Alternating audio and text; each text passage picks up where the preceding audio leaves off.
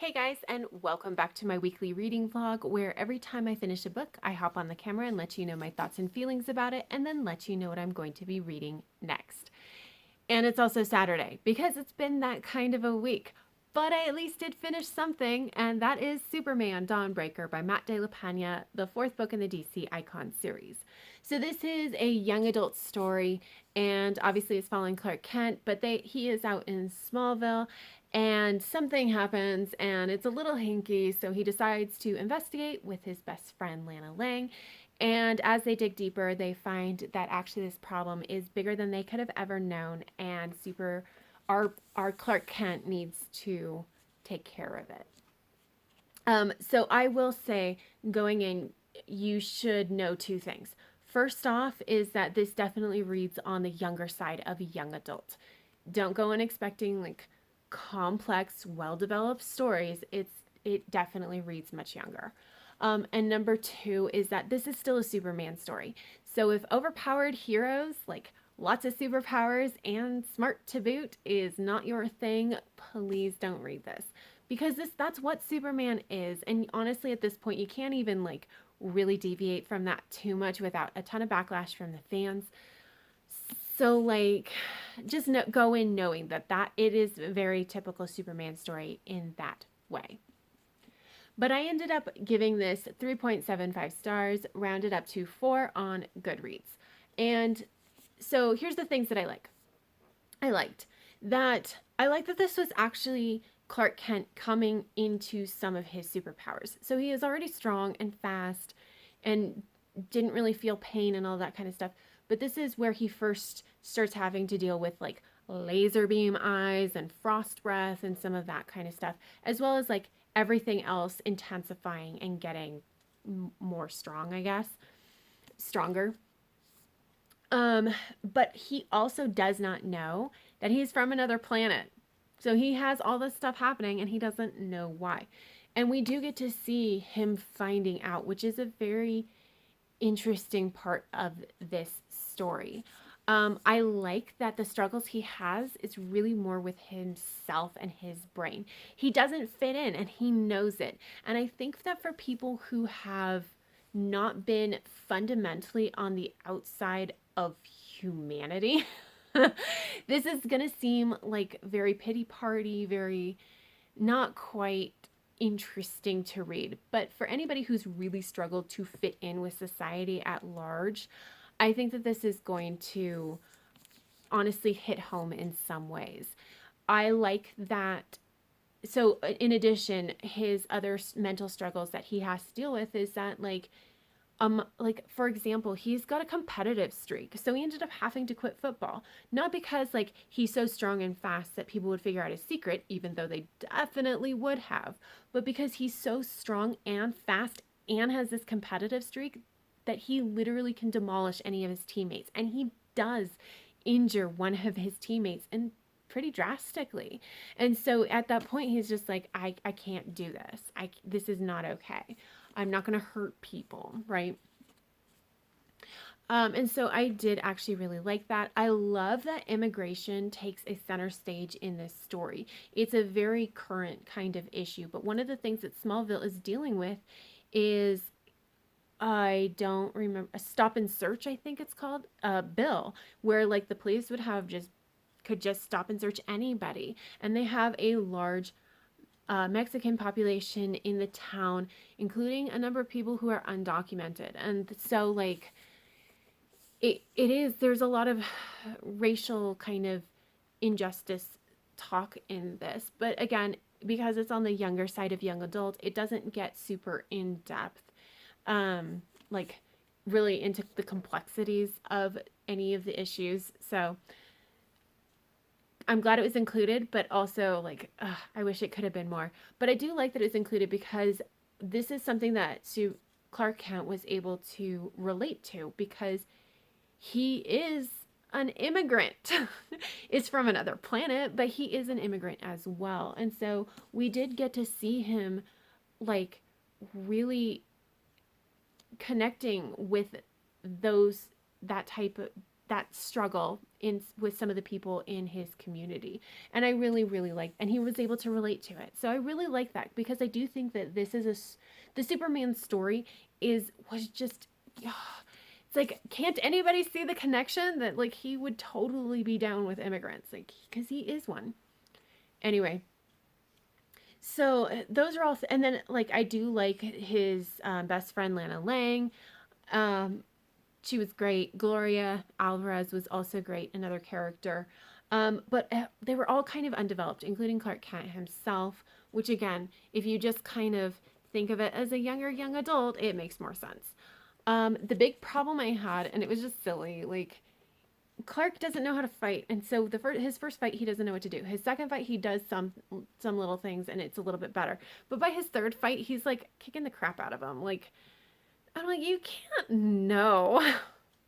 You can't learn to fight that quickly. Anyway, it is also the writing, even as short as this book is and as action packed as this book is, the writing was also really kind of slow, which was not great. And like I said, the characters were also underdeveloped. A lot of the themes were underdeveloped. But I was able to, like I said, because I thought of this more as a young adult book, I was okay.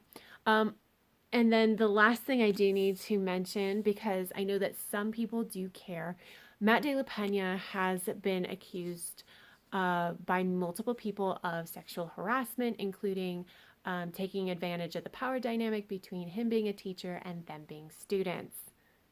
So that's a thing. Accusations, I haven't seen whether any of them, whether he's been convicted or if it's gone to court or anything. But it is out there. I know that some people don't care, but some people do. And if you're one of the people that do, there you go. There's the information. I did not find out about that until I had already read and rated the book. So that's exciting. Next, I do have more to update you on Fantasty Magazine special issue, People of Color Destroy Fantasy. I actually read short stories, you guys. I read 4 of them. So the first one is called The Things My Mother Left Me by P. Djeli Clark. And we're going to take a moment because P. Djeli Clark is the best, because on his website in the facts section at the very top are his pronouns and how to pronounce his name. Bless him. So, but back to the story. So it is actually, it reads like an origin story, which I thought was really interesting.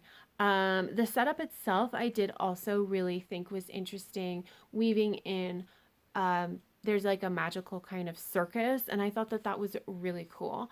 The only thing that I really struggled with, and it was a bit of a personal problem, is some of the people, the dialogue is written in dialect, and so I had to read it out loud and hope that I understood what was being said, because it was an accent that I was significantly less familiar with. But in the end, I actually did really enjoy it. And if there are more stories about this character, I think I'm going to try to track them down. And then the second story is Red Dirt Witch by N.K. Jemisin. And this was delightful. I had never read anything by N.K. Jemisin, but now I'm really excited to. But it follows a single mother, Black woman, in, I think, like, I want to say 1950s, 1960s Alabama. And she has to deal with some supernatural forces. And I just kind of loved this story, especially given that the supernatural forces that she deals with are definitely not from Black culture, but she deals with them in a way that I think will be very, like, it's wrapped in her culture of being Black in Alabama. And I kind of love that so much. And I really enjoyed reading that story. Number 3 that I read was Eyes of Carven Emerald by Shwetan Narayan. I'm sorry, I couldn't find that name either on how to pronounce, but in any case, so this was a short story that it's an alternate past with Alexander the Great. Really interesting. It was an interesting setup, but I didn't love the execution. And as I was reading it, I'm like, I don't think I'm going to like this story. I think that when I get to the end, I'm just going to say, oh, I don't like this. And then I got to the ending and I was like, I see what you did there. Okay. And like, I didn't love it at first, but I keep thinking about that damn ending. So, I mean, I guess I call it a good story because it definitely has made me think constantly about it since I finished reading it. So, there you go. And then the last story has a name which I am probably going to mispronounce because I couldn't find a pronunciation for it, but it's Gez His was. I'm pretty sure that I don't know if this will be the correct way for you guys in case you can read it. Also, beautiful picture. But I'm guessing that there's just like a pronunciation to those letters together that I just don't know. And like I said, I couldn't really find it. And this is by Leanne Betasosak Simpson. Sorry, stumbling over that.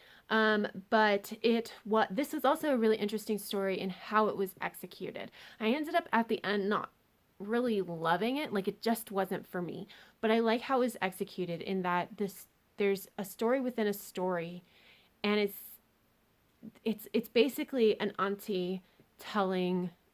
auntie telling the younger generation this story, but the interactions between the auntie and the younger generation was really interesting and definitely added interesting elements to it. And so like I liked those parts of it. Well, at the end, just it wasn't for me. So now I only have 2 short stories left in that magazine, and then all of the nonfiction essays, and then I'll be done. And so now I am going to go ahead and pick up Ashes on the Waves by Mary Lindsey. This is a young adult retelling of the poem Annabel Lee by Edgar Allan Poe. So I'm so excited. I have actually read this before. I just don't remember anything about it other than I thought it was beautiful. So we'll see if it holds up. But essentially our main character is Liam, and Liam can see otherworlders. And they kind of make his life very crappy. And then Annabelle Layton moves in next door, and she becomes a source of happiness for him. So these otherworlders have decided that they're going to go ahead and put this couple through a series of increasingly cruel tests. I am so excited to get into this book. I am really, really hoping that it is still a 5-star read, but I will let you know. But that's all I have for you guys. So until next time, guys, have happy reading, and I'll see you in the next video. Bye.